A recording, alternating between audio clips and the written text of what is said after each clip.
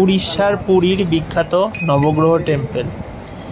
এই মন্দিরে 9টি গ্রহকে পুজো করা হয় মূর্তি আকারে। এই মন্দিরে এসে পুজো দিলে মানুষের যে গ্রহ দোষ থাকে তা কেটে যাবে। এই মন্দিরটি কোথায় অবস্থান করে এবং এখানে পৌঁছানো ও পুজো দেওয়ার উপায় জানতে এই ভিডিওটি দেখুন এবং নিচে কমেন্ট করুন।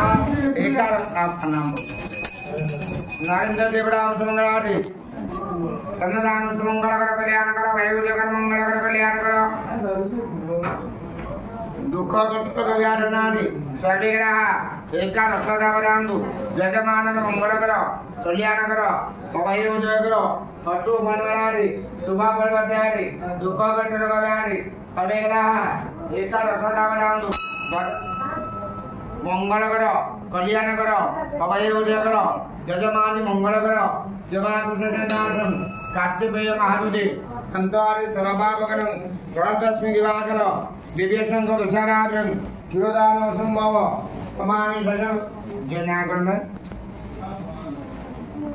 विद्या नाम सुमंगल कर पुत्र